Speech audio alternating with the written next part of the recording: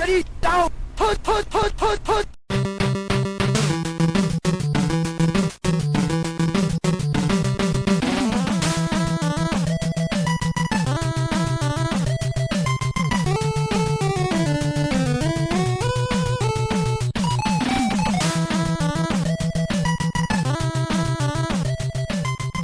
Welcome everyone to Legion Gaming. I'm your host Donnie. Today I'm joined by my co-host Deucy.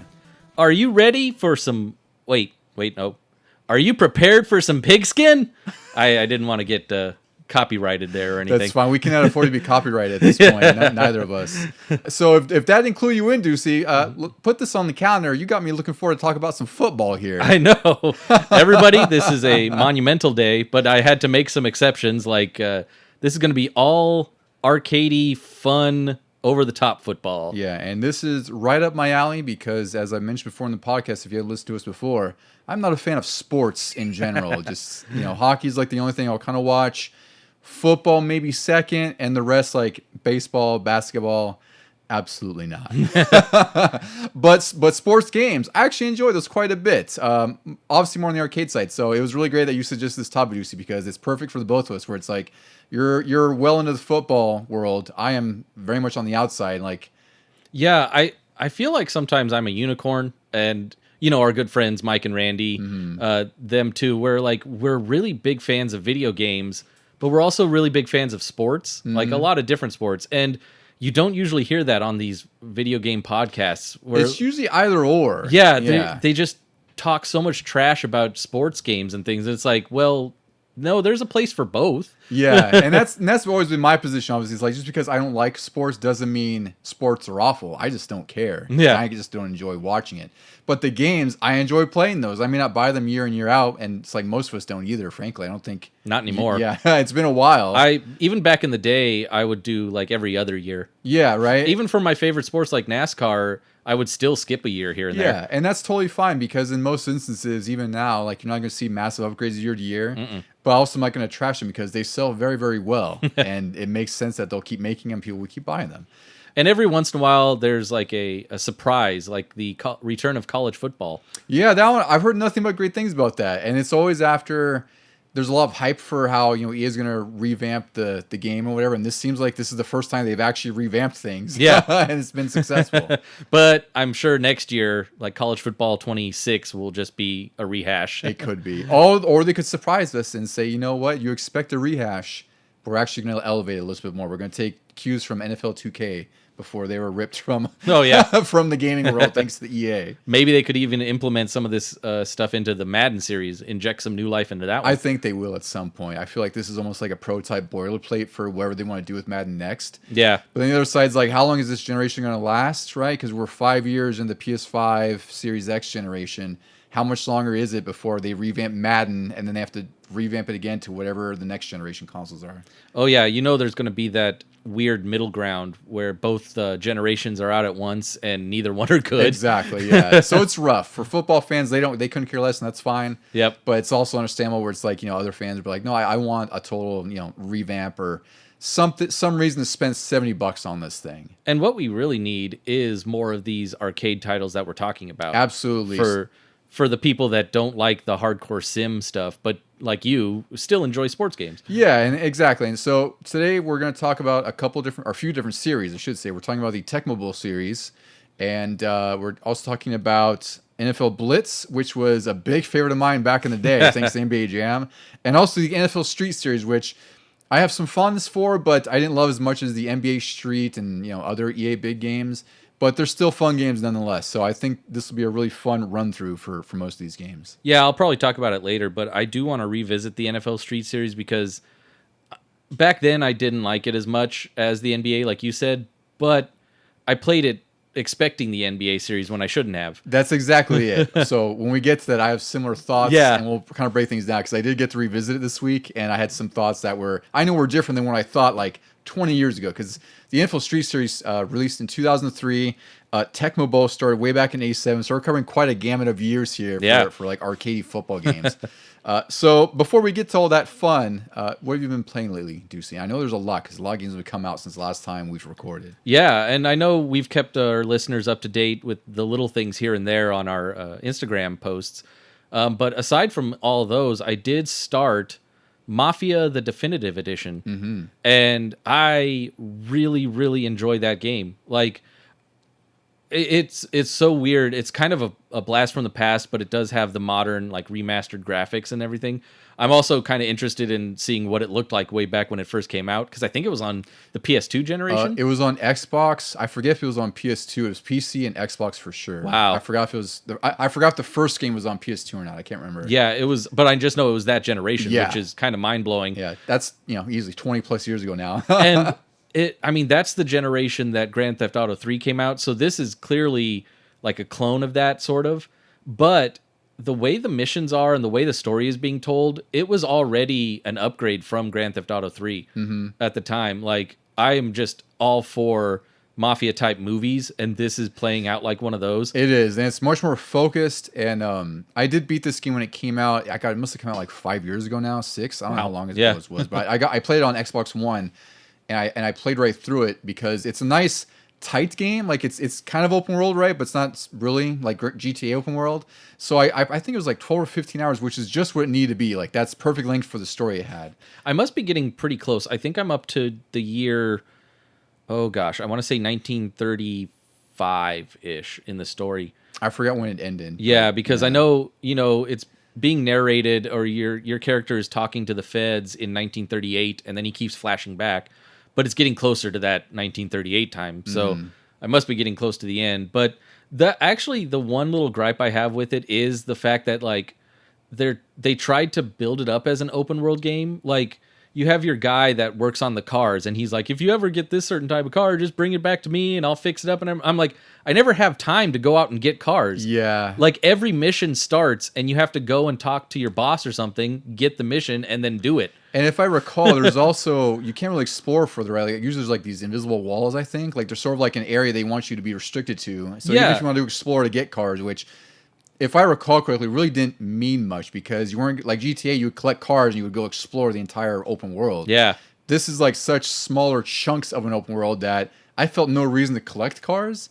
And that was kind of one of the gripes I had with when I played through, is that, and that also that some of the early 2000s gameplay was still rooted in the game. Like, some of it was clunky. There's some things where, like, stealth is like almost non-existent. Stealth is awful.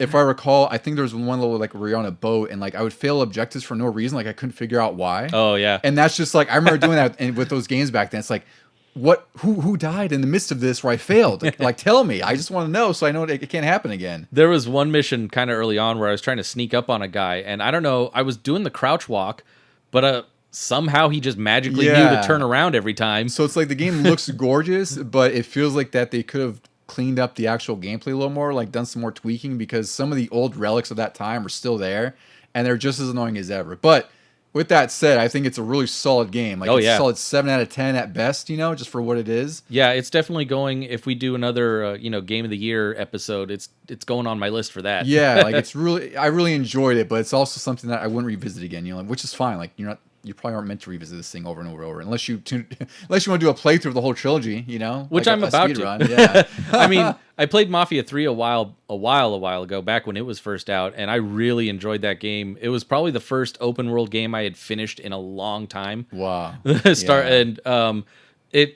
it made me want to go back to the first two, but luckily I held off until they did those remasters of 1 and 2. You waited for a good time, because all 3 are out now, and I'm sure 3 has been updated with whatever definitive and whatever other stuff they've done over the years too. I feel like because I had a save of the third game, or maybe this was just what they did with the definitive, but in Mafia 1, there are some things from the third game that you can use, like the car. Yeah, I don't know. Maybe they did do something with the save, or maybe that was their way of trying to connect the two games. I don't know. I have to look that up. That's an interesting point. Yeah, because I went to my garage, and here's a whole bunch of cars from like the 1920s that barely have like 5 horsepower, barely can make 80 miles per hour. And then all of a sudden there's this like Dodge Charger looking car That's funny. Unofficially named, but like it's got like 300 horsepower and it'll just tear through the streets. I'm like, that doesn't seem fitting. Oh, that was one thing that was annoying as hell in that game too. Is that now you brought up the speed of the cars. Is Oh, like yeah. when you're chasing something,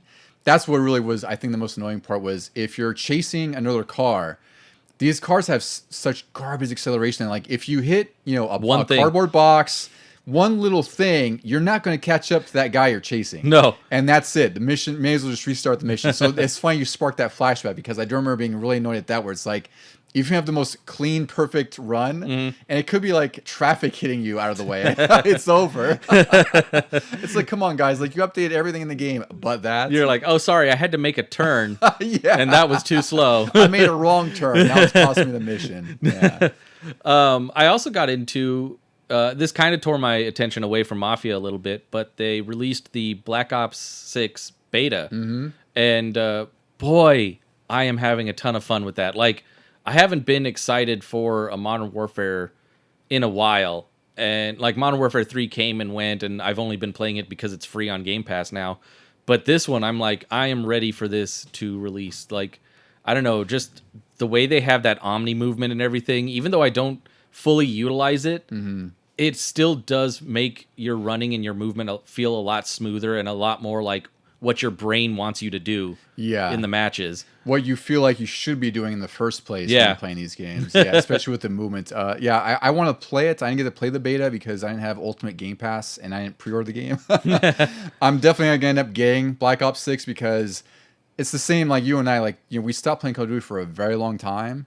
And then we started to get back into it with Modern Warfare 2019 and then Warzone and everything. We got like Cold War, which to me, that might have been like my favorite out of the recent ones outside of like 2019. Yeah. So I'm glad to see that Black Ops 6 is going to be a lot like Cold War because I liked the multiplayer in Cold War a lot. Like it was such twitch-based 100 miles an hour movements that I really enjoyed. It was like almost like an arena shooter at that point for me. This one, like, you know how we always have complaints about the guys who jump around a lot and slide. But this one makes it feel like a 90s action movie. Oh, that's great. Yeah. So you're like, okay, that was kind of bull that you hit me that way, but it also looked cool. Yeah. And I'm going to John Woo you to death or something. That's awesome. Yeah, that comes out end of October, so I'm probably going to end up getting it because I'm not going to pay $20 a month for Game Pass for that. I couldn't believe it. Like, they wanted me to upgrade to get the beta because it was already installed and whatever, but I only have Game Pass Core just play online with you guys, and like, I couldn't believe that the upgrade is $20 a month for Game Pass. And like, I didn't know. I knew it was getting a price increase, but I didn't know it already happened, and it was $19. What's kind of sad, but also inevitable, is they've got that new tier coming out. It's called Standard. That's right. And that's also not going to have day one releases for these new games. Yeah, I forgot about that. In which, God, I remember when that was announced, I was like, that was the whole point of Game Pass. You're always flexing how you have day one releases, so now you have to pay $20 a month. For the Ultimate. Although, I don't know if is it going to go up again, do you know, when that new tier-based thing rolls I hope out? not. I don't even know. It shouldn't. Like, just make the other one cheaper, and people will want that. And that one is still going to get you more than, like, the basic one that you have. Yeah. So there's, like... Well, I think they're limiting mine. No, they're still keeping it? They're still keeping that. Okay. But it's going to just be a middle tier, and it's going to be what we have now, just minus the day one releases. I see. Yeah, which really sucks. Like, it's that was, like, one of the big, features of Game Pass, and now it's just become... Another subscription service. It's another subscription service, which, for me, I have PSN. I'm totally happy with that because they get a ton of games. And also, like, I buy a lot of games anyway. So it's like I don't need that day one stuff as much. But it sucks that, like, one of the big perks of Game Pass is now being taken away. And yeah, it's really unfortunate. So basically, like, I'm just going to end up buying it for Xbox Black Ops 6 because it's basically my Call of Duty machine at this point. Yeah. And my PGA machine. Oh, yeah. Yeah. Have you been playing anything else? Because you got the beta and you're playing Mafia. And then just last weekend, was it last weekend? Yeah, as of this recording, I went old school with it. And we actually went to a barcade up in San Jose area called Mini Boss. Yeah, I've heard of this one. I've had friends tell me it's pretty fun over there. It's actually, surprisingly well kept. Like, not too many... I didn't really notice any broken machines except for on the 4-player Pac-Man. Oh, that's a major plus. Yeah. Pac-Man's always broken, though. I feel like we played another arcade where one of the sticks was... Yeah, the yellow Pac-Man, you couldn't go up or down. Only left or right. Yeah. So if you could somehow get them to come down into your path, you could just go left and right on them. But yeah, there were a lot of good classics in there. Some I had never really seen. Like, They had Moonwalker. Yeah, I've never seen. I don't know if Galloping Ghost had that one. I think I've seen it there, And- but it's that one you never see anywhere. They had Narc, which Mm-hmm. I've never seen in an arcade. I've only played it on Nintendo. And then our friend Juan and I, we played WWF WrestleFest. Yeah, that was one of my favorites growing up. Chuck E. Cheese had that or Superstars. I forgot which one, but I would play that all the time when I was there. I never even heard of it. Like, I don't even remember you or Mike or anybody talking about That's it. so surprising. In passing, yeah. and it's one of the more awesomely gorgeous arcade games from that time. It looks really good. it played pretty smooth. We there's only 2 buttons and then the stick, and we still somehow like figured out what to do really quick on the fly. Like, one was punch, one was kick. Both of them seemed to be like grapple seemed to be if you just ran into the guy. Yes, And then, like, it's kind of hard to do sometimes. And then you had to outmash your opponent to get the actual slam on. But pinning was hard as hell with a tag team going on because the other tag guy always came in and helped out. Yeah, I think exactly. Can you tag them out, or is there free for all? I might have played No, the free for all mode. Is no, it you tag tag. out? That was Okay, another thing we had yeah. to figure out. And for an old game, it was surprising how it was specific. You had to be in the tag corner to tag. That makes sense. They want to keep it kind of true to WWF at the time. Yeah, that's one of the more awesome arcade games I'd ever played when I was a kid because I was a huge wrestling fan. And those sprites in that game are gorgeous. It has like all the, I think it has Big Boss Man's in there, Hogan, I'm sure, Warrior, the Legion of Doom, like it had all the guys you were, looking up to as a kid in WWF. So that's fun that you got to experience it for the very first time. Yeah, I was like, whoa, hidden treasure. Yeah, seriously. It's so funny because we were also standing there and we were just about to go, but they have security kind of walking around. And there were these guys at NBA Jam and they were getting into it. They were just yelling and hooping and hollering and everything. And I was sitting there going, it must be rough for security at these barcades because you don't know if it's an actual bar fight because of alcohol or if people are just really excited They're about just the having games. at it. Yeah. It's like, oh no, they're just playing Street Fighter. It's cool. Yeah. Yeah. That's pretty good. I have been wanting to go there. That place has been open for a while now, but yeah, I just haven't gone. Like I always heard how fun it is. Like the Retro Game Guys, a podcast. I think they're coming out with another episode at some points. I don't know, but they went there. They were ones who kind of told me about it, and also when I lived up there.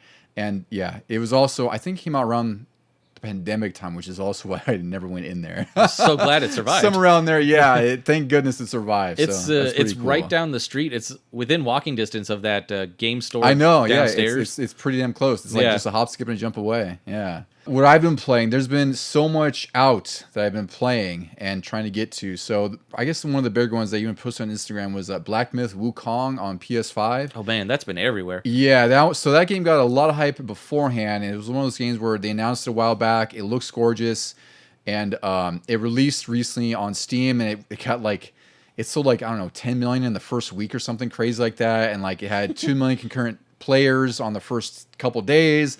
So I got the PS5 version. It looks really incredible. It's kind of like, I guess like your first inkling would be like, it's kind of like a Souls-like game, but it's not at all.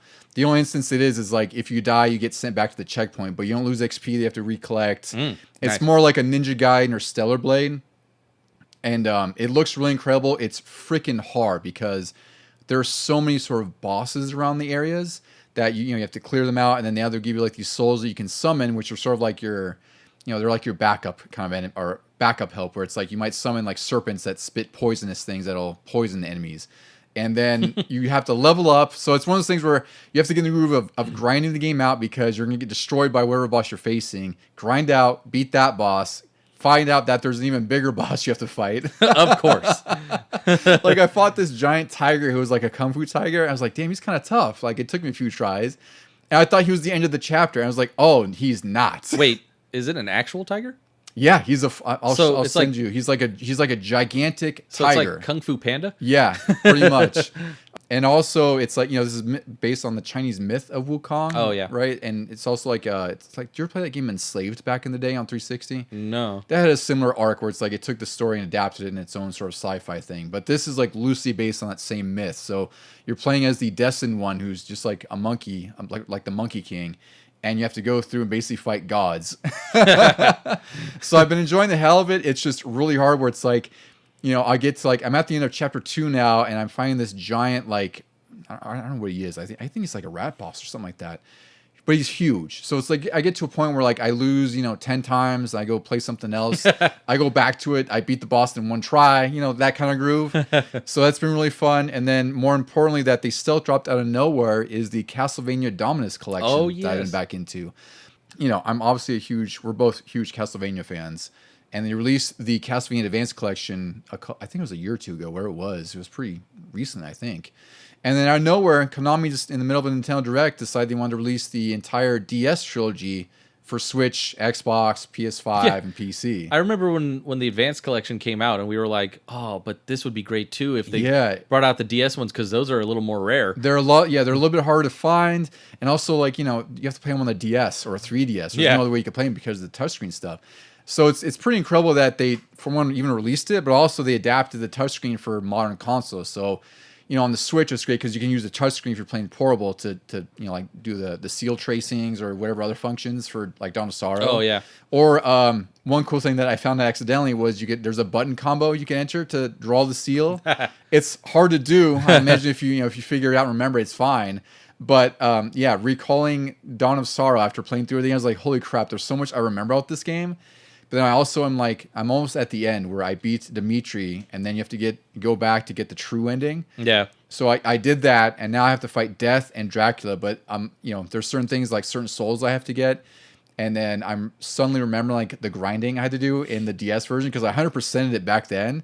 And like, there's an item there called a Soul Eater Ring where it's like $300,000. I was like, oh god, I'm not doing this again. I'm not gonna get 100% in this one. It was like that in Aria of Sorrow too. Yeah, same thing. So it's like I'm gonna beat this Dawn of Sorrow, but I don't think I'm gonna go 100%. I just have to get through it, which I'm very close to the end because then we get to Portrait of Ruin and then eventually Orb of Ecclesia because I haven't beaten Ecclesia. I've beaten Portrait of Ruin. Yeah. I remember when I got Aria of Sorrow. When you got me that Game Boy Advance, and then I was playing that, and then shortly after that, the collection came out. So I was like, "Yeah, that's right." Okay, I guess I will. I'll play Aria on Switch, and then I beat that on Switch, and I was like, "Man, I really want to play Dawn of Sorrow again because that was the one I owned for the DS, but I didn't want to, dig out my DS and dust it off." And then this collection came out very shortly after I just bought Portrait of Ruin and Order physical. I was like, there goes my timing again. Yeah, I was like encouraging, hey, snatch those up. They're worthwhile. They're pretty inexpensive right now for the carts, And then they still dropped it. And it's $25, which is a steal because each of those games, I think the loose carts are probably like, I don't know, $30-$40 each, $20 to $40 each. I think Dawn is probably worth the most. Yeah, it? maybe. Yeah. And then there's obviously, if you want complete, they're all like, like $80. I think the Order of Ecclesia is like $150. So. Jeez. It's nuts, So it's like, just if you have any interest in the DS games, buy the Dominus collection. It's a freaking steal for $25. They're all fantastic games. I now have every Castlevania that you need all on my Switch. Yeah, which is amazing. Except there's collections. There's one that they're missing. And Symphony of the Night. That's the big one that one I have on PlayStation. On PlayStation. Who knows if they'll release it on Switch? It'd be a no-brainer, but we'll see.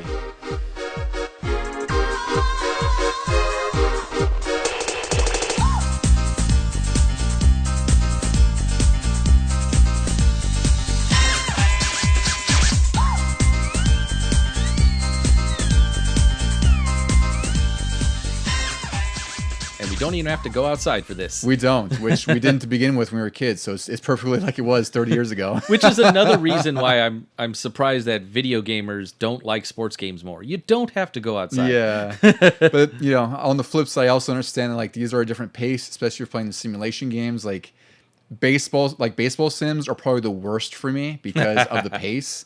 So I guess I get it, but at the same time, I do enjoy playing like football games, basketball. It's just I'm more on the arcade side, which is a good precedent for what we're talking about today. So, Deucy, today we're going to talk about all these arcade games. We're starting off with Tecmo Bowl, which I know was a big cornerstone of you growing up. Yep. Right? Because I remember seeing it in your house. I might have played at your house, but I had never played this until then. So this was originally released in arcades in 1987. Which I did not know. I didn't know that either because I don't remember seeing this ever back then. And then it was eventually released on the NES in February 1999. There's also a Game Boy version in 1991. The arcade one's pretty unique because it has like a 2-monitor setup for 4 players, and you can also break tackles in that version, which I didn't realize you couldn't do in the NES one. You can very rarely if you mash the buttons. Oh, I see. Okay, I didn't figure that out. I was just getting stuffed each time. And the NES version had a mix of rosters, names, and stats from 1987-88 season. So it was relatively fresh when it came out on the NES. Which, as a kid, I didn't realize. I knew that it didn't have the team licenses, but I also didn't realize, because I always played as the Bears, but I didn't know the Bears roster from like 87 or 88. Yeah. If I had played as maybe the Raiders with Bo Jackson or the Niners, I probably would have recognized the names then. But yeah, and even then, like I don't know, it's weird to think of a time when when you weren't having actual NFL teams in an NFL game, but it's interesting back then. Like I guess the rights were kind of flopping around because like Tecmo had some of the rights, and then I think it was LGN had the rights to like the names or something like that. it had the teams, which we had that teams. We had that NFL game too. Mm-hmm. It was just LJN NFL. Yes, like this is the NFL symbol on the cart, and God, that was dirt slow. Like this when we got Tecmo Bowl, I don't even know how we decided to get it. I don't think I rented it. Maybe I rented it first. But it was just a godsend compared to that NFL game we had. Was this something your parents were playing the hell out of too? Because I know your parents were, or at least your mom was heavy into football. Not the hell out of, but I think my dad would play me in Tecmo Bowl just like he would play me in Bases Loaded. Yeah. Although he couldn't fall asleep at this one. Like you got to pay attention in football. Yeah. So this is like one of the most notable football games in gaming history. And it might be rooted because of Bo Jackson, Deucy. Mm-hmm. What was he on the Bears back in the day too? No, the Raiders. The Raiders. Okay, yeah. So Bo Jackson in this game was called the greatest video game athlete of all time by ESPN and USA Today, because his stats were just completely off the charts. Like he was basically a broken player in this game. And like I said, I never played as the Raiders because he's in Tecmo Bowl and then Tecmo Super Bowl. Mm. I never played as the Raiders, so I never knew that he was in the first one and could be so broken. I recently played it on the Switch, and they don't have the names anymore. Yeah, they took them out, right? But they still have the numbers and they still have the stats. So I played as the Raiders, and there's this one run, I think it's up in A when you choose the plays. He just goes up to the top of the screen, and nobody will ever catch him. Oh my God! Yeah, it is a guaranteed touchdown every time. Yeah, was he? Do you know if he was like the biggest? Was he like the most high-profile player at the time? Then was he like the guy? Is that why they made him broken in this game? Yeah, because he was actually doing two sports. He was doing football and baseball. Oh, good God! And he was amazing at both. Mm. So it was just crazy to see him.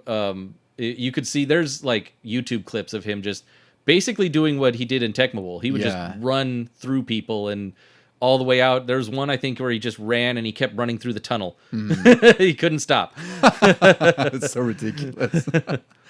Yeah, so this game, I don't know. I think this game is probably the best football game on the NES. I really don't think anyone talks as favorably about other games or other NFL games as much as they do this one. Like, this one seems like... Well, this is the first one. They talk the most favorably about the next one we'll talk about, Super Bowl. Oh, yeah. Well, I mean, on the Nintendo. Yeah. On the Nintendo specifically, yeah. So this, for me, like, it's funny to me because whenever I hear Tecmo Bowl, like, I always think it's just that, the NES game. Yeah. But it's like, I tend to forget that it actually went beyond that, which you have way more experience than I do with these because it ended up being on more systems than I anticipated.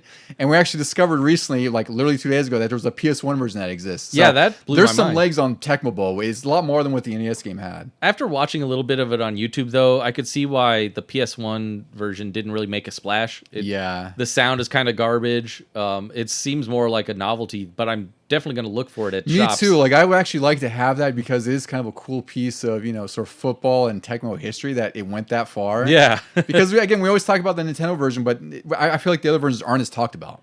No. Yeah, like I said, the Nintendo and then Super Nintendo ones are definitely the ones that made it a household name. Like, what was it? In IGN, they ranked it number 53, Tecmo Super Bowl, this is 53 out of the top 100 NES games. Which is really high. A PC Magazine had a top 10 most influential games of all time, and this was 10th. Mm-hmm. Like, that is bonkers that this is an arcade football game. People now think of football as Madden and only Madden, but this was the start of it all, really. Tecmo Super Bowl was the first sports game to combine the names of the players with the teams. They got both licenses at once. Yeah, you said they got all 28 teams on this one, and there's a roster from the 1990 season. Is that for the NES one? Yeah, the 93 for Super Nintendo, and then the 96 season On PS1, That makes sense. It added the two teams, the Panthers and the Jaguars, and then it had all of those players as well. But yeah, it's surprising that the Nintendo one, I guess because of, like we say, we never keep the boxes. Yeah. But a complete NES version is $75. Yeah. Whereas a complete Super Nintendo one is like $38. Which is even $75 for a sports game on Nintendo. I'd say it's pretty up there. Like, yeah. And I say that like that's probably reasonable for a complete game on the Nintendo. But at the same time, like, if you look at like as a sports game, it shouldn't be that expensive. But I think this one's more significant than others because I imagine like you could probably find that LGN NFL game complete for like $25 maybe. Maybe. I can't imagine it's that much more expensive. That almost seems like too much. Yeah. Although that one, I think I've said it before, but that one requires it to be complete because the plays you pick are on a separate sheet. Oh God, that sounds so awful. Yeah, you still do the up, left, right, A button like combination thing, but you better have that sheet off to the side so you actually see if it's a run or a pass play. That sounds freaking awful. And I'm sure now it's like not as bad because you just get like a chart online. Yeah. But I imagine if you rented that game, you'd be done. You'd be just lost. Yeah, I don't know. I guess we're lucky that we picked that one up for home use.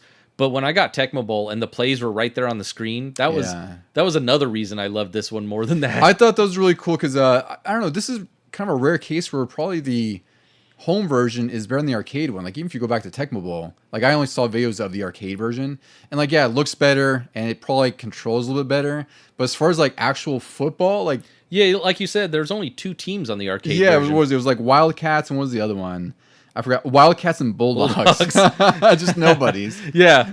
But then Tecmo Super. So I did play that on Super Nintendo. What was it? 2 days ago, I think it was, or last night actually.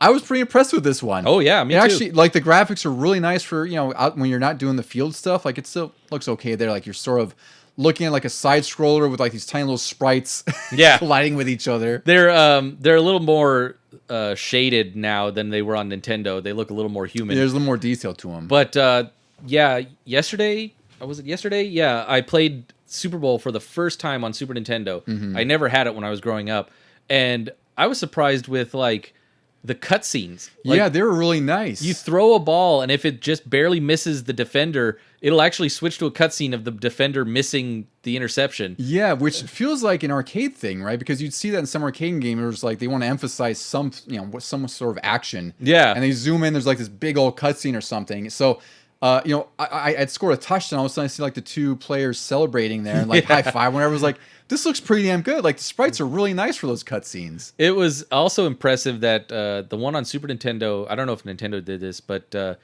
Super Bowl started stat tracking so that you could play a season, and if you're throwing a certain amount of touchdowns, like it'll actually remember that. Oh, that's incredible. Whereas like if you play Tecmo Bowl on Nintendo, there's these little stats up in the corner, but they're like the stats of the player in real life at the time, and they never move.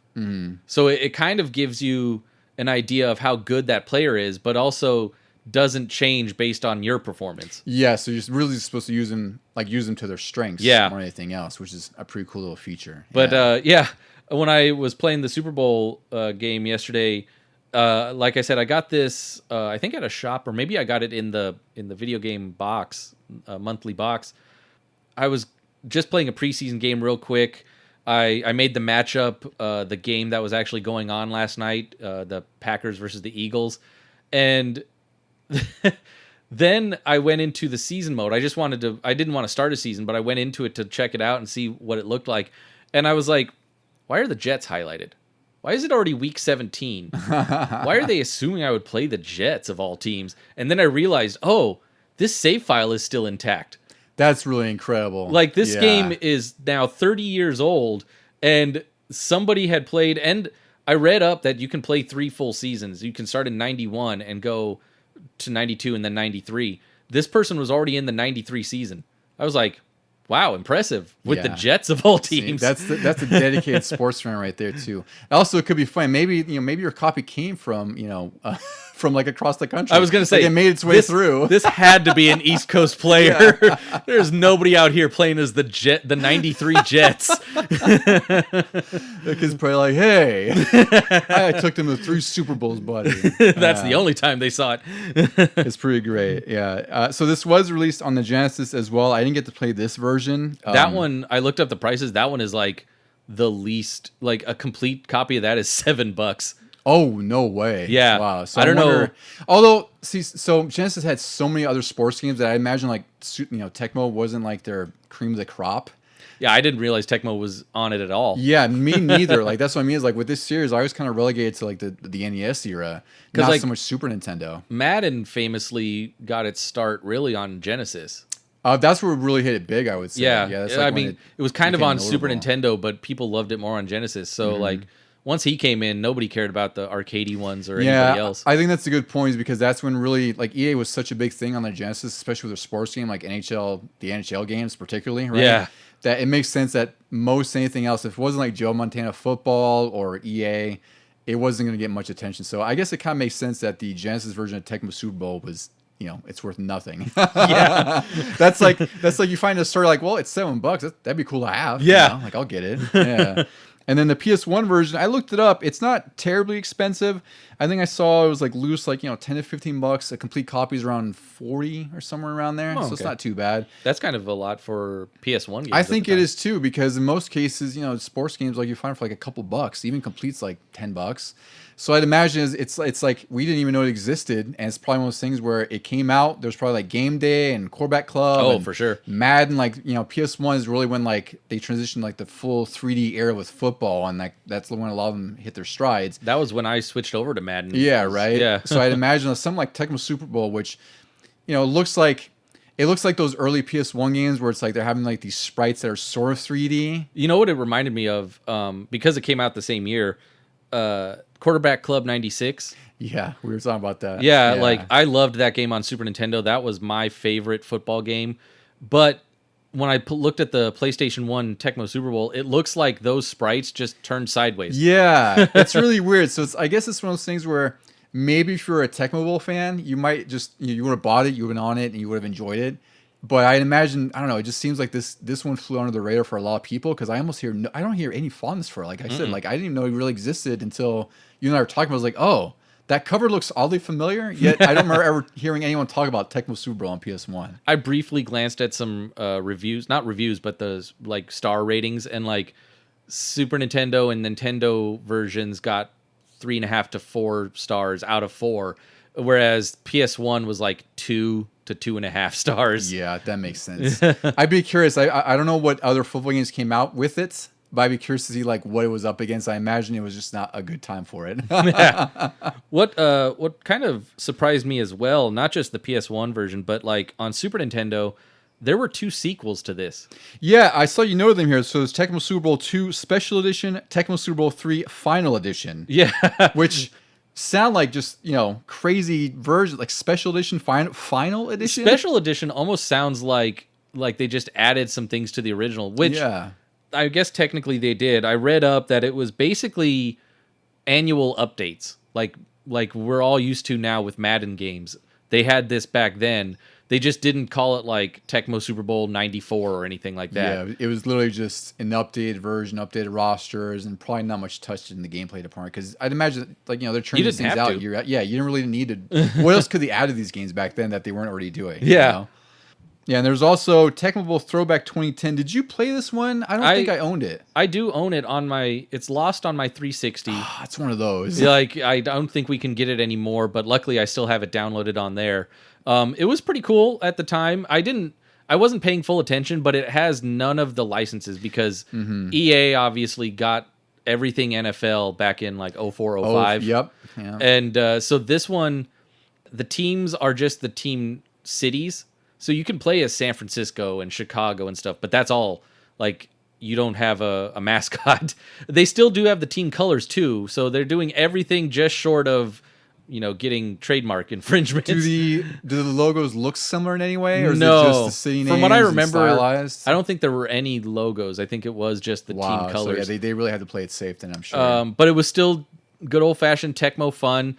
The the rosters were all fake people. Like I said, they didn't have the league union on their side, but you could fully customize. So you could go in and individually rename every person to whatever the most recent like stats are for the teams. So that's cool. So it's like you didn't have players you actually recognize. Yeah. But you could technically tailor the game to fit however you want it to be. Even though you just want to have the names and licenses and everything. You could pick rosters from like certain years and then just put them all in there if you wanted to sit down and take the time. This one, did you say you played it a little bit, or did you get really into it? It was what I didn't realize was that it was based on Tecmo Super Bowl. But that plays just like the original Tecmo Bowl that I played, just with more plays to pick from.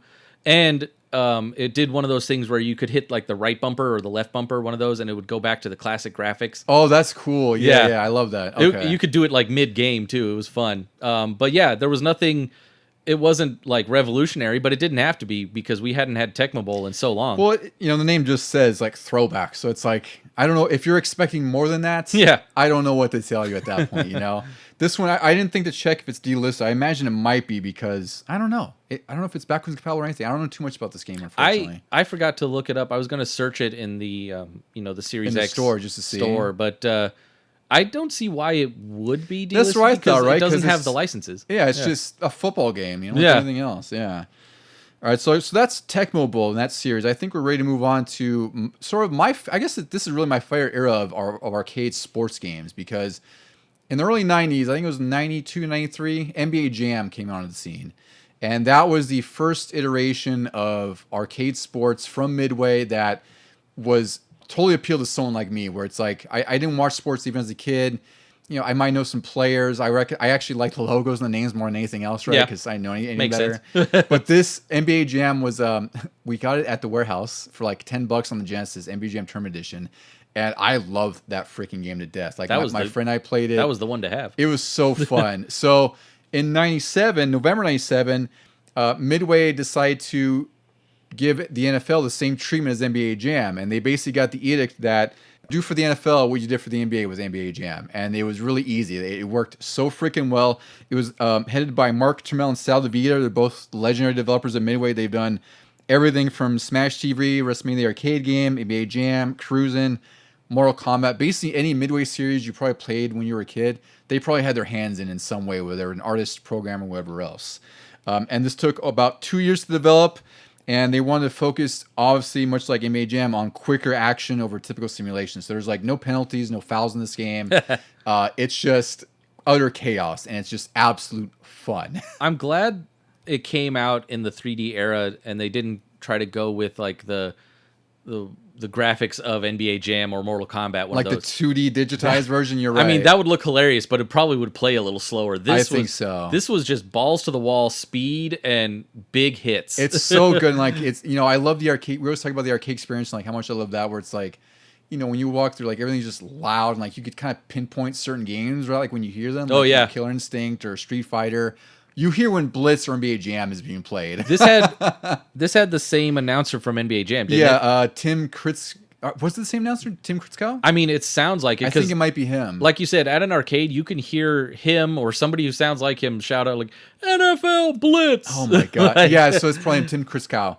And so it's the same premise as NBA Jam, where it's like, I forgot how you get on fire here, but I think it's like you...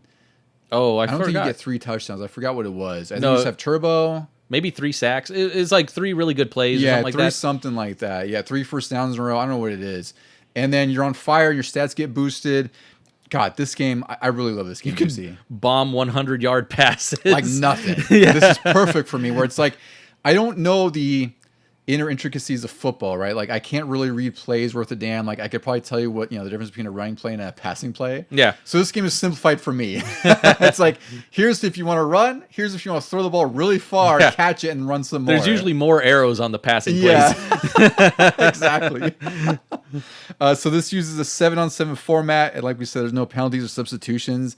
And one thing that really appealed to me are power bombs and drop kicks in this game, because when you when you would tackle the other guys, I remember after you end the play and the guy is already down, you could give him the old Hulk Hogan leg drop God, like it was so multiple freaking times. cool. Yeah. So this game, like, the arcade experience was what it was, but it was one of those things where you didn't know what you're going to see because there's so much hidden in there. And that was a Midway trademark, right? Like with Mortal Kombat and everything else, where they would put so many different little details in these games that you really have to play the hell of it to understand and see everything it has to offer.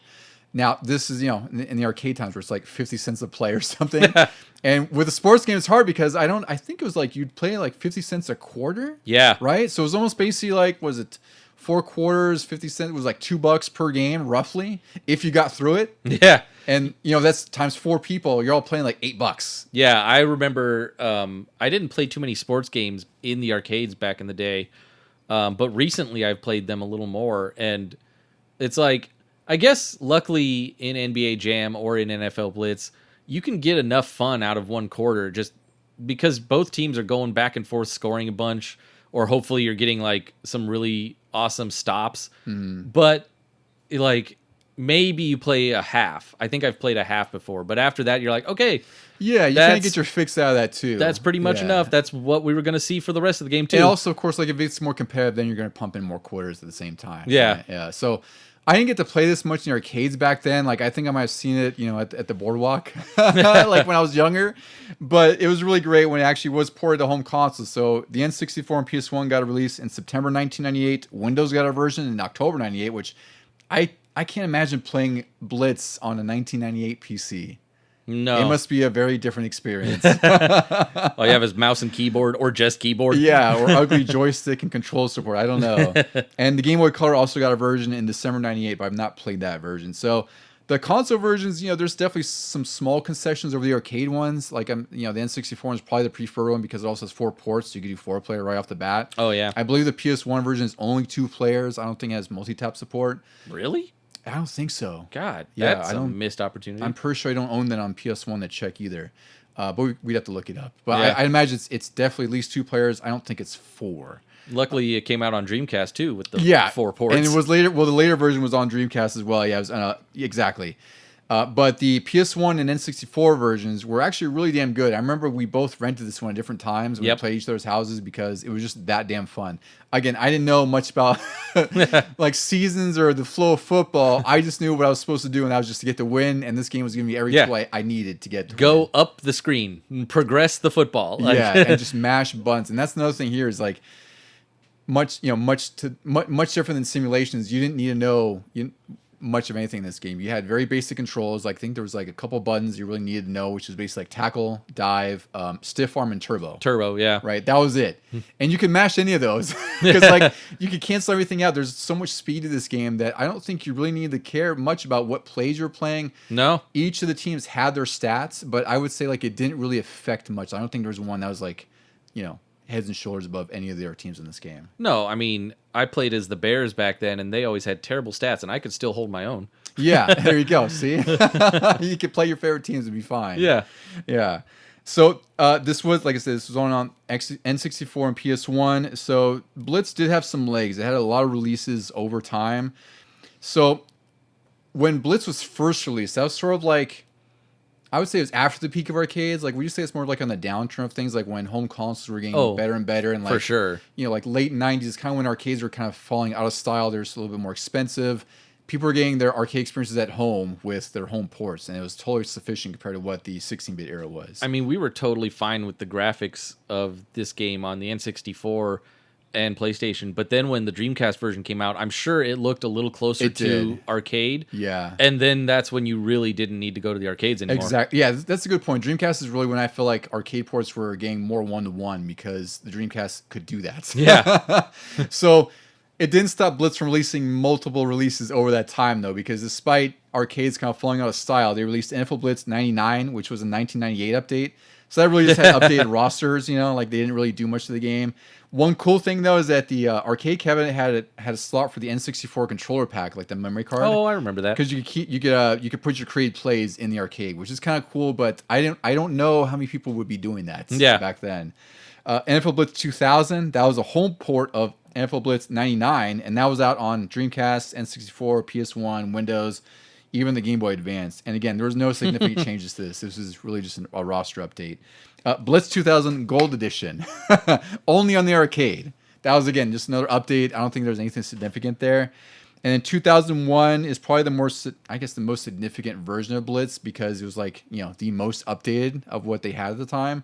And this one added instant replay, some mini games, a few other things. And, reception at the time said, like, it's fine for Blitz fans, but it's about time it needs a makeover. And there's one version I didn't know existed until I looked this up, but it's NFL Blitz Special Edition for at Blockbuster. It was a Blockbuster rental exclusive. Yeah, I heard about this through that podcast I listened to a long time ago, where they were doing every single N64 game. And they covered this one. They happened to get this edition, and it really, to them, it felt like just another roster update. And that's all it was. Yeah. That's all I looked up, and there really wasn't much info on this game. It was really just a roster update with nothing else really added to it. And as a result of it being a Blockbuster exclusive, it's pretty rare. It's like one of the rare sports games by far. It's $100 for a loose copy, and if you manage to find a complete copy, which I imagine is really difficult because I don't imagine many Blockbusters kept that stuff. Yeah. It's $275. Yeah, whoa. So it's up there. And then after 2001, this is like the weird era when Midway was like kind of reeling the arcadiness of their game series back. Like even NHL Hits was like, went to like a pro kind of role. And this is when Blitz was going like more simulation style, but not heavy sim like Madden. So they released 3 games. There was Blitz 2002, 2003, and Pro. These were all released in the PS2, GameCube, Xbox era. And, it has like its arcade roots, but you could definitely tell that they feel like arcades were not fashionable at the time. So they meant more on the sim side. So I know these got like middling reviews. I didn't play the Blitz version of these. I did buy it. I just haven't played it yet on PS2. I mean, they just said in the last reviews, it's time for a makeover. This is what happens. This was the makeover. Yeah. Yeah, what do you expect? Clearly, it did not need a makeover. Yeah, it needed you guys playing a Blitz game for what it is. Yeah. Yeah. And there was also 2 games released on the 360, PS3, Xbox, PSP, and PS2 era. Blitz the League 1 and 2. Did you play these at all? No, so I don't even remember the 2002, 2003 ones that you mentioned. I just remember it going from the Blitz that we played to these weird, like, They weren't Blitz. No, they were like HBO series. Yeah. The version of football. And like, it was crazy. You could do like, couldn't you do like drugs? And so I did get to play a little bit of this. I think I had rented it on GameFly or something like that because I was hoping it was going to be the next Blitz game, right? Because it was on next-gen consoles at the time, 360. And yeah, it's a much darker game. Like they went kind of the route with like Narc, where you could do drugs and like everything was just like trying to be scummy and dark for the sake of being scummy and dark. And this is the same thing. So like if you're injured, you could juice up, as they called it, which is basically take steroids, which is sort of let you ignore the injury and make you more susceptible to more severe injuries. So it's like, I can't imagine playing a football game. You sprain your ankle. It's like, well, I could take time off, or I could just take steroids and get through it. I mean, this was definitely after, like right after EA got the NFL license and took it away from everybody. So this felt more like a middle finger to the NFL than a game that they wanted to have people play. That's a good point, because this was 2005 for Blitz League 1 and 2008 for Blitz League 2. And yeah, that's the good point. It's like they probably were just bitter about it, and they just made like this sort of satire of the NFL and how they ignore injuries and CT and all the things that they're accused of, right? Yeah. And now they're just like, I guess for lack of a better term, taking the ball and running with it. Because I think, I know, so in Blitz League 2, Lawrence Taylor is sort of like the spokesman for that game of sorts. Like he's the only sort of historical football player in the game, because obviously no one else would want any involvement in this thing, because it's just like portraying football in this awful light. Yeah. And obviously it's not licensed, so they took their liberties with it. And I think they thought by, at least this is my perception, is like maybe by sort of ramping up the shock value, maybe there's more of appeal for it. Wasn't there some like X-ray bone breaks? Yeah, so certain injuries would do like an X-ray cutscene, because again, that was like a trendy thing at the time. Like they had Fight Club. Mortal Kombat 9 hadn't come out yet. Actually, Mortal Kombat 9 was 2009, so it was just after this. But that was the thing, was like zooming into a body part and then showing it snap or whatever else, right? So that was kind of a cool gimmick. Like I do remember that being like a big draw of the game.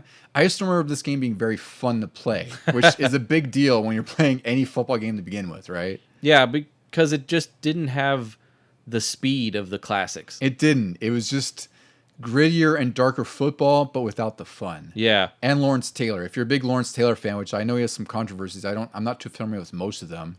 But he's like he's front and center in this game. Like he does voices in this game, and his likeness is in here. It's really weird to see Lawrence Taylor in this very dark portrayal of football. So I don't think it was very successful because, I'm kind of amazed that even Blitz League 2 existed. Yeah. Because no one talks about these games. I don't hear too much fondness for it. I know they're not terribly expensive if you're looking for them. It's the ones I see the most at the game shops. Yeah, because there's traded in all the time. Like, no one cares for them. I'd be curious to play it now just to see how it's like. Yeah. But I know it's not up there with the greats. And then later on, there was sort of a reimagining reboot that I really enjoyed the hell out of. There was NFL Blitz on the PSN and Xbox Live Arcade in 2012. This one was really good. I think I got this one as well. Like they said, the NFL came back to them, but they didn't want the over-the-topness of it. Like they had an edict like no late hits. Yeah, which is fair. I was fine with. I mean, because you still had the big hits during the play, which was fun, and it had like the classic speed and everything you wanted. Yeah, this is exactly what I wanted from it. Actually, so before you had pitched the idea for the episode, I went back because I booted up my 360 to buy some of those games that were getting delisted. Oh, yeah. Because the store was shutting down. And I forgot I had NFL Blitz. I was like, I feel like playing that because I was playing NBA Jam before that. Yeah. That reboot.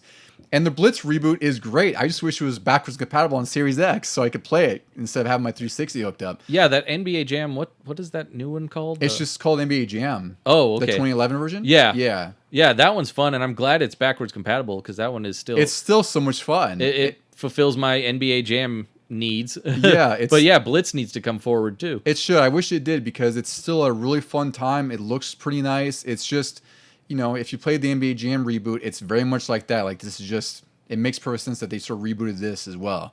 And it's really fun. Unfortunately, I don't think it's listed anymore. Actually, I'm sure it's gone because of players and likenesses and everything else, right? Oh, yeah. I'm sure that some of the... yeah, because 2012, there's no way they're going to renew this game. Thinking about it now. So that was Blitz, Deucy. Any final thoughts on Blitz before we move on to the NFL Street Series? I just need to look for it because, like I told you earlier, I thought I had it. And apparently I don't in any form. Yeah. So I got to pick one up for N64 or something. Before we started recording, I was shocked because I swear you had this too because it seems like such an easy thing to buy and pick up. Yeah. You see it all the time. But I was surprised you didn't have it, but I did. Yeah. Really. You have multiple versions on different systems. Yeah, I got two of them on Dreamcast because, again, they were so cheap. Like, Blitz, if you want them, most cases you're probably going to pay like, $5 to $10 for a loose version and then like, outside that special edition on N64, they're no more than like $50 complete. Oh, yeah. And they're great times. Like, there's so much freaking fun. Definitely go for the N64 or Dreamcast versions, though. PS1's fine if that's the only option, but I'm sure you're probably going to play this on N64 before anything else. Yeah, you're going to want to have the 4 controller options just in case you have some friends over and you want some classic couch football madness. Yeah. Pick up and play every time. It's a good time. Yeah. So Blitz, I hope they make a new one. I don't know if they ever will. I think it's definitely due, after 12 years, where it's been. Yeah. But it'd be really great to play like a new like PS5, Series X, PC version of Blitz. All right, Deucy, we're moving to the last series we're covering today in our NFL Arcade series. And this one is our home versions because these weren't released in arcades at all. This is the NFL Street Series, which originated on the PS2, GameCube, and Xbox in 2004. Developed by EA Tiburon, is that how you pronounce that? Which they're known for basically all of like EA sports series. Like they've done everything from Tiger Woods, NASCAR, NFL head coach, Madden. They do everything for EA. And so I was kind of surprised that they did like this arcadey take on football. It was published by EA Sports Big, which was created to be like this casual brand of sports games with an arcade twist. And it was like EA got up all these licenses and they took away these arcade hits games from like Midway. From existing, yeah. Yeah, and then they sort of made it their own brand with EA Big, which now that doesn't exist, and I wish it would come back. Yeah, so I was about to point out, like, the EA Big as a publisher, they made some of my most favorite games on from the PS2 era, like SSX Tricky, NBA Street. Yeah. Some of my top games of that era. So they were a big publisher. I wish they would come back, because they also did Def Jam Vendetta, which is like a wrestling thing with rappers and time hip hop. So great. They were on fire at the time. I don't think they really missed back then. No, this was just like with the Blitz series, kind of spawning from NBA Jam. This one, NBA Street had come out. I think maybe even Volume 2 had already come out before this. Yeah. And then they were like, hey, do what you did with NBA, but for NFL again. Yeah. And it works. So I have two perspectives on this because there's before I get to that, there was 3 games that were released in the series. There was NFL Street in 2004, NFL Street was 2004 or 2005. That was released on the PS2, PSP, which is surprising, GameCube, and Xbox. And I couldn't find why this was, but NFL Street 3, which was released in 2006, was only released on the PSP and PS2. So for some reason, those weren't ported to the Xbox or GameCube at the time. Well, 2006 would be, closer to 360, wouldn't it? 2006, 360, and 360 and PS3 were out. Depending on, I don't know when the 2006 Street 3 came out. Yeah. But 360 came out 2005. They probably didn't want to develop it for the next generation. I guess that makes sense. I didn't even think about that because you're right. 360 would have been out. They kept it. They kept it PS2 only. Yeah, what about GameCube though? Well, I guess Wii was out in late 2006. Yeah, so they didn't want to do it for that one either. So that makes sense. That might be the case. There's just like there's no reason to develop it when the next gen system's coming out. But NFL Street 1.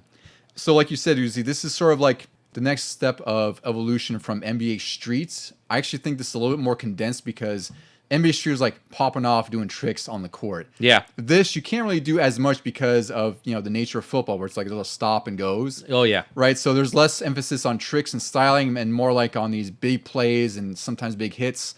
Or, if you can fit a style in there like a trick, you can. Yeah, you could snap the ball and then the quarterback could like put the ball between his legs before he just bombs it. The receivers can run up on the walls, Matrix style, to try and catch the ball, which I didn't utilize enough, but that looked pretty fun. Yeah, that was the biggest change in here. And I think that's a worthwhile change too, because you have to make it as zany as like NBA Street was, and you cannot, you're more limited with football, of course. But I think like the wall climb stuff is so freaking awesome and like goofy. I really enjoyed the theme of it, where it really is like you're playing in the backyard or you're playing out on the street or in like a weird alley. Yeah, because it's a 7 versus 7 format, and all the players have street clothing instead of football gear. So it's just like a pickup game, like you said, in an alleyway or, in the neighborhood. Yeah. There's a ton of like unlockable courts, I guess we'll call them, or fields in here. You unlock them by playing the NFL Challenge mode, where it's like you create your team and then you challenge other teams to unlock stadiums, teams, and equipments. You can also level up your team, like the XP and their stats.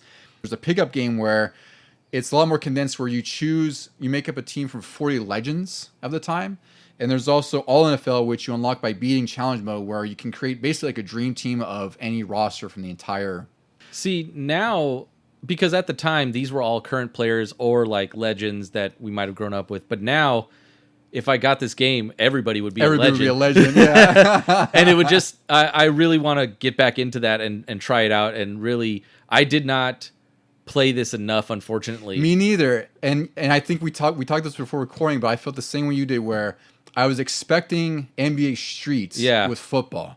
And that was, it's to me, it's like, I don't know how you cannot think that when you're trying to get into NFL Street coming from NBA Street, but it's also not the right expectation to have because the nature of football by itself and its inherent nature. Yeah, I really should have approached it more as like the next generation of Blitz. Yeah. Maybe without the big hits, but like it was going to be zany. Yeah. And, this does have game breakers like NBA Street. So the offensive game breaker on the offensive side, it allows you to plow through the defenders, which is cool. So you just like train run them, just like barrel right through them. Yeah, you could end up like having the entire team hanging off of you. you're literally putting the team on your back at that point. And then defensive game breakers allow you to get through blockers and cause fumbles. So you could cause more of those turnovers. You can cancel your opponent's game breaker. It's really hard to do. You basically have to try to stuff them and make sure they can't score. Oh, wow. But, the whole point of a game breaker, much like the name, it's supposed to allow you just basically like a free point or damn close to it, where you really have to mess up pretty bad to kill a game breaker in this game. When I played this the other night, like I played on an emulator because unfortunately I couldn't find a hard copy anywhere. Like these games aren't at that rare. If you want a copy, like the loose ones are like $10 ish, and if you want a complete copy, NBA 1 and NFL Street 1 and 3 are I think like $20 each complete, and then NFL Street is $40 complete. So they're not the second one. Yeah, the second one. Somewhere for some reason it's a little bit more rare. That's weird. You'd think the third one would be the most because it was right at the end of a generation, and that's what I thought. I didn't even know it existed. Yeah, it's really like no one really talks about that version at all. And all three versions were well received. Like the thing is like, with NFL Street 2, there was a few game enhancements they added, like there's updated rosters and Game Breaker 2, where now you have to acquire 100,000 style points and unlock a Game Breaker, so that's more like NBA Street. Yes, NBA Street 2 also added a double game breaker It on that one. did, which God, I would love to cover those games. 'Cause Yeah. those are some of my favorite PS2 games for sure. And then also there's like when you do a game breaker in NFL Street 2, now you have more of like a cutscene where it just shows you overpowering their team or getting the ball back, which was a thing they did at the time because NBA Street 3 did that too. If you remember, where they did like the cutscenes during dunks. Oh, yeah. So that was like their gimmick, was like they really want to show the detail in the animations, which I think doesn't sound so attractive now because it interrupts the game. If you're watching a cutscene. And also there's more running moves in here, so you could do like more juke spins and like stiff arms, which also earn more style points. And then the big change in this mode or in this game is Own the City, where you're basically winning street games around the city and you can recruit talent. So it's like you beat a team and you basically pick whoever you want from there to add to your roster. Oh, that's kind of how NBA Street started, was you could own the court and then get like the local hero to join your team. Mm-hmm. It's funny that they implemented that in the second a little ways away football one. For football, yeah.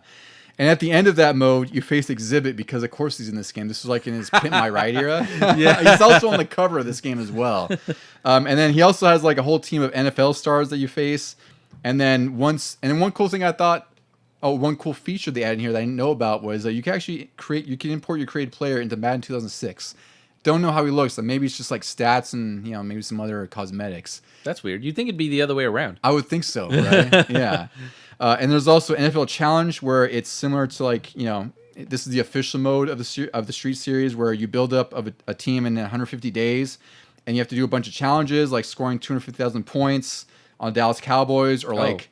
That I don't know if I could even do. I don't know. Well, I imagine like the scores in here, it's more stylish like NBA Street is, right? Because NFL Street 1 was much more reserved in its styling. I was going to say, that one was a little tougher to get game breakers and stuff in. Yeah, and that's why I didn't like it when I initially played it, because I was expecting NBA Street, but when I played it the other night, I was like, okay, I get it now. Like as long as I don't expect the over-the-top craziness that NBA Street offers, this is a really fun football game. It's got the level of arcade you'd expect, and I'd say like like you said, like it's more like a Blitz game more than anything else. Before Blitz was, it kind of like ran itself out of the game. Yeah, it went dark.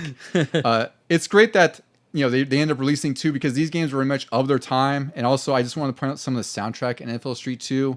It's got some of the best of 2004 here. Whoa, that is a weird mashup. Isn't it just like a time capsule right here? We got Sum 41, Drowning Pool, Exhibits in here, Papa Roach, Nas is in here, Mace featuring P. Diddy. He's in here. Young One, Yin Yang Twins. You remember them? Oh yeah, no, they're still around. Oh, they're still around. See, I didn't know that. It's craziness. So again, of the time, but that's also what's part of the charm about these games is the fact that they're rooted in like early 2000s, pop culture. And then NFL Street 3, Deucy, I imagine you didn't play this one either, right? Because this one I also forgot existed. I think I remember stalking this when I worked at Circuit City. I don't even remember what the cover looks like. It looks like if you saw it, you'd be like, oh, this looks like NBA Street 3. Oh, okay. It's that similar style. Oh, okay, yeah, that makes sense. Except it's red. I'll show it to you. Yeah. See it. And this one, again, there's not a whole lot they did with this one because it was such sort of like a late release in the PS2 generation. It was also at a PSP version. Game breakers were more involved, so this is more similar to the first game where like you trigger them. There's no cutscene, like you're just basically like a god mode, and your stats are boosted. Game breakers can now be canceled with a well-timed hits on either side, which is I'd say is a good thing, because I think that was one of the things that when we played with NBA Street was like if you got a game breaker and you're really good, you could get ahead pretty easily, and it was a little bit rough to catch up. Yeah, which I think they addressed in later games, but NFL Street had the same problem where it's like if you managed to get a game breaker, it was really hard to catch up after the fact. So they added some balancing in NFL Street 3. And also they expand the aerial moves, so there's more like air tricks, which is kind of cool when you hop around. So it looks even more zany. And there's also a time attack where the whole impetus there is that you're just supposed to score a touchdown as quickly as possible. This also did get some accolades. It was winner of the Best Alternative Sports Games of 2006 from IGN. And despite that, it got like lukewarm reception, around 7% for both versions. I'm trying to think of like what its competition would have been in 2006. There's not much on the arcade side. Like I think Blitz League was just coming out, and no one was really looking at that with fondness or looking forward to that. No, this was definitely a better alternative. Yeah, this was a year after NFL 2K5, so basically, Madden was the only football game in town at this point. Yeah. And I think, by this time, like just in general, like these arcadey EA big games just kind of fell out of style for lack of a better term.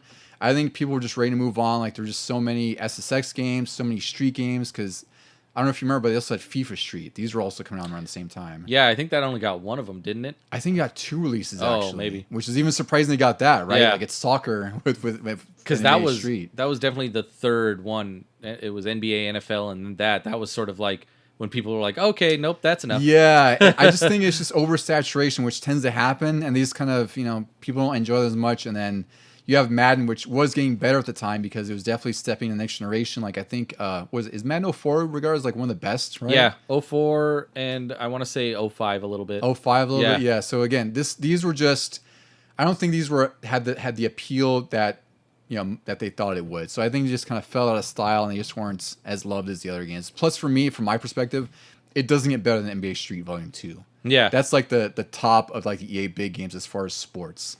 But SSX is my favorite, obviously. Tricky. SSX Tricky was my favorite of that one. Yeah. Yeah, so unfortunately, I don't have too much to say about Street 3. I did play Street 2 when it came out because I rented it at the video store, and I did enjoy it. But it was the same thing. Like, I just couldn't get into it. I think I was just not into football arcade games at the time, or I just was expecting so much like NBA Street that I kind of set up my expectations and disappointed myself. You might have also been expecting Blitz, and it wasn't that either. That's also possible. Yeah. Yeah. It was a weird mashup of both. Yeah, so I think, I don't know, I'm sure both of us will have to pick these up at some point. I'm definitely just going to go probably the eBay route because I can't find these in any store we've been to, which is shocking to me. Yeah. I could find the most ridiculous stuff and they're like, oh, this is amazing. I've never seen this. Here's Blitz the League again. Yeah, NFL Street, nowhere. Not even on Xbox, not even the GameCube version, nothing. So I guess that's it, Deucy. So any final thoughts on the NFL Street series before we move on? Kind of what we covered in the Blitz era was we need another Blitz, maybe another Tecmo, something like the throwback or something like that, or just a shot in the arm for these sim games to maybe have a side mode that has an arcadey version. I would love that because I think for me, there's always a place for these kinds of games. Like, I don't necessarily think they need to be like high budget, right? Like, just have like even a bite-sized digital version. A good example would be the Super Mega Baseball series. Yeah, that's a good example, yeah. They're already into their 4th iteration, and it's starting to get a lot more sim-like in that one, but they're still very cartoony. You can just bomb home runs with sparkles and fireworks going behind it. You need like a football version of that, a mega football something. I know I talked about last year, and I got Mike hooked on it. It's called Retro Bowl. Yeah, that's right. And it's on Switch. It's on phones. It's a very pixelated. It's even more old school pixelated than Tecmo Bowl was, but it does play that way. Back left to right, very simple play calling and stuff like that. And it is a really fun time. We need something like that, but maybe with updated graphics. Yeah, I think even if they did like like it's sort of a retro style one, even if it's like in the Blitz arcade style, like those chunky polygon models, right? Look at when NHL recently came out and they did the throwback to the NHL 94. Yeah, EA did that. That's right. Was this called NHL Throwback, I think, right? Yeah. Is that what it was called? Something like that, yeah. Yeah, where they had like the current rosters, but it was all like 16-bit Genesis graphics. Yep. I would pay $35 for that. Yeah. No problem for like a Mad version of that or even NBA. Yeah. Like 2K milks these series so much. Like I'm shocked that they haven't done anything That's in the way of an arcade game. Like I would totally play an arcade NBA 2K game, Well, Deucy, I guess that puts us at the end of our football season for this sort of iteration here. And even as the real football season is just kicking off. As the real football season starts kicking off now, we're winding down with our football games. Yeah. If anyone else out there has memories of, of the Blitz series, Street series, Tecmo Bowl, please feel free to reach out to us at our email at legiongamingpod@gmail.com. And also you can find us on Instagram at Legion Gaming Podcasts. Deucy, any final words before we go for our penalty kick here? Touchdown.